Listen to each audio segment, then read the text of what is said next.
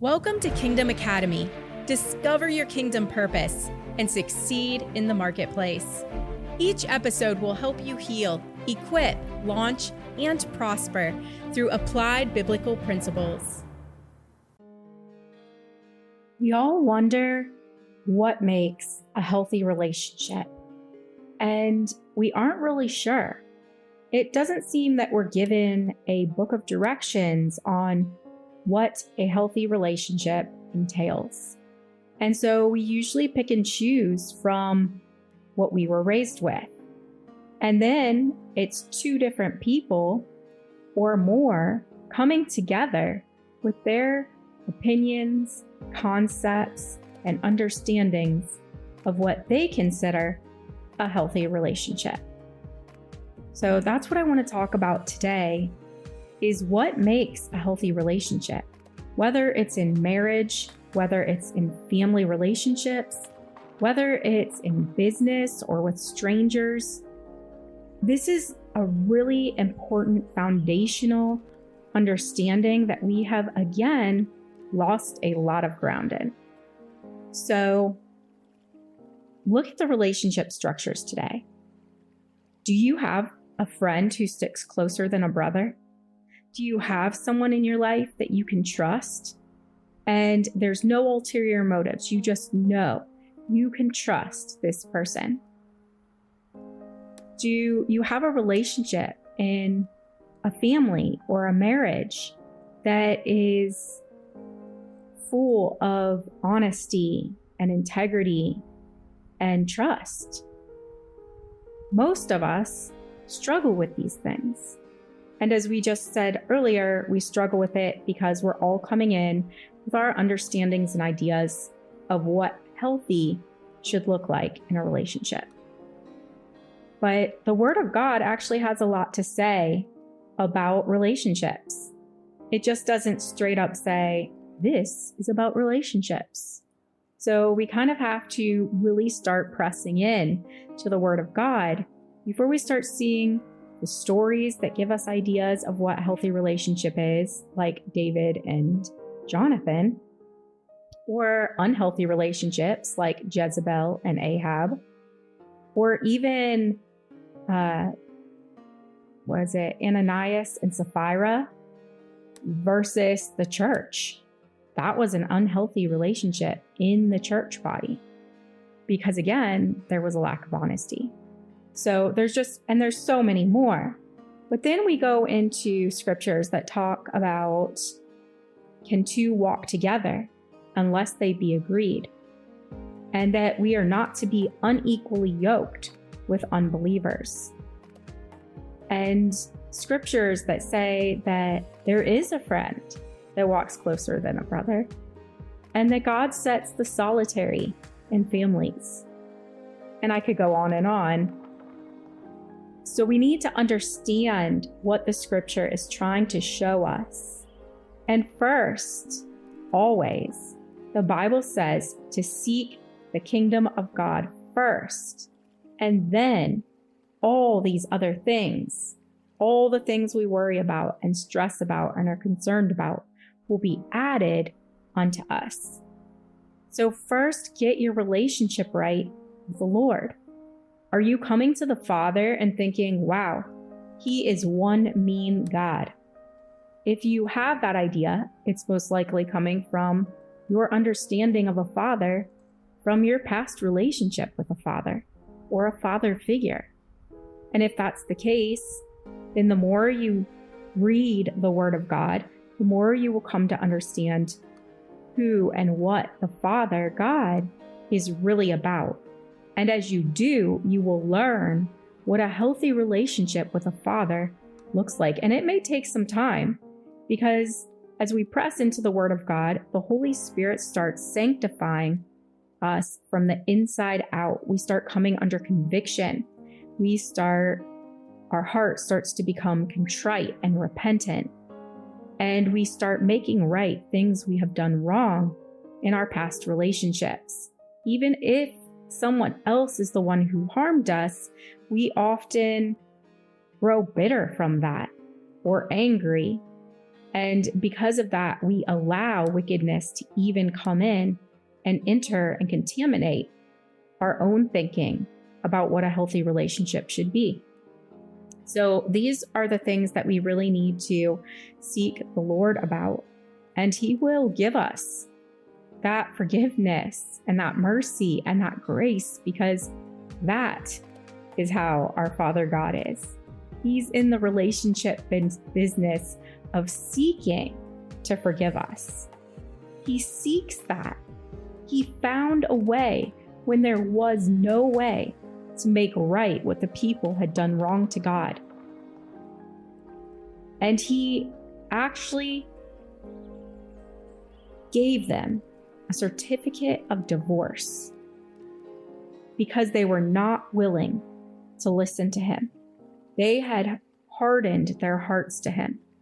And the reason God had allowed His people to give certificates of divorce was because one person in the relationship had hardened their hearts so greatly that the other person was actually being harmed by being held in the unhealthy relationship. And so God Himself implemented a certificate of divorce given to the people of Israel at the time, because their hearts had hardened so much against God that no matter how much He warns them to repent, they would not.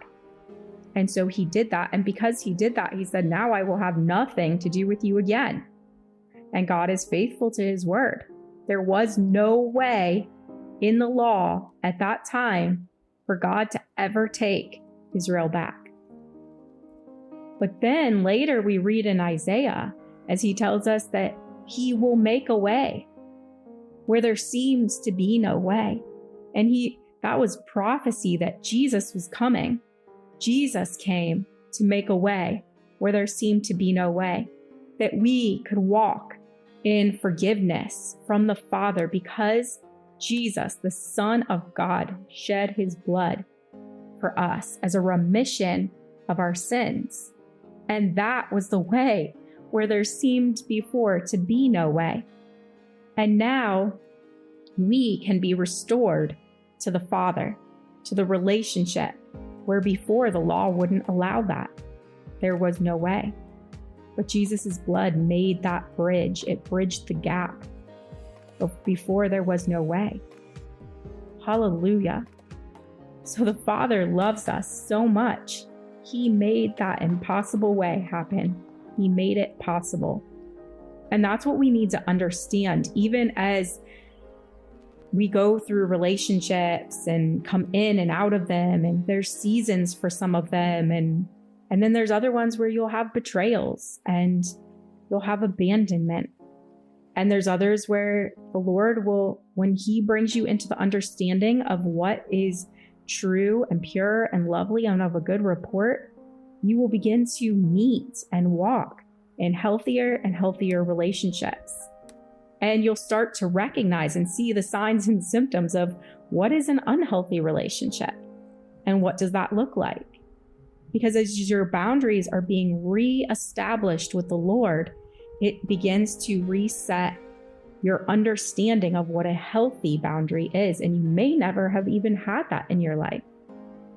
But as you grow in this relationship with the Father, whether it needs to be reestablished or set for the first time, you will have a healthy boundary set in your life for godly relationships. In everything, everywhere you go, everywhere you network, everyone you connect with, because of the Father's love, as you learn to walk in it and identify in who you are in Christ. And there's wisdom in that. That's what the Holy Spirit does. He fills us with wisdom as we learn to walk in the truth of who He is and how He moves and breathes in and through us. And even how we connect together because of that, because there's a similarity. There's a, what do you call it? A synchronicity, a symbiotic relationship that is born And that is kingdom. That's what we saw in Acts, when we saw the body of believers come together and they sold everything that they had and they poured into each other to grow each other, to multiply each other, to bless each other, because suddenly they were understanding by the Spirit of God in them what true love is. And it's not about the physical. It's about the power of God and the supernatural moving through us. And when we can lay down our envies, our jealousies, our friction against each other, our competition mindsets, then we can come into this understanding that it's about laying it down for each other. That's what it means to lay down your life. So many people are like, oh yeah, I'd lay my life down in the intention of dying for somebody, sure. But sometimes it's easier to die for someone than it is to die for someone by laying down your own will and your own desire for them, by laying down your own dreams for that brother or sister in Christ, by laying down your own dreams for your spouse, for your children, for your family. And so that is what the Lord is calling us to do when he says to do that. He wants us to lay it down. We need to first be willing to lay it down for him. And after that, then we need to be willing to lay it down for each other. And then the blessings of the Lord come, because that's what he means when he says, seek first the kingdom of God, and all these other things will be added unto you. And so then healing and restoration begins to knit and weave in our relationships among ourselves, and our relationships in marriages and in families, and our relationships even as we work in different places in our lives, in the ministry, in the marketplace, in the government, in the kingdom. And kingdom principles are applied, kingdom results are born. And then kingdom multiplication takes place. And kingdom multiplication is powerful. I just want to encourage you to go do a little bit of research on what 60-fold and 100-fold actually means, because it does not mean 60 times. Fold is much more powerful, but it's its own study, and we're not going to go into that right now, but I encourage you to go research that.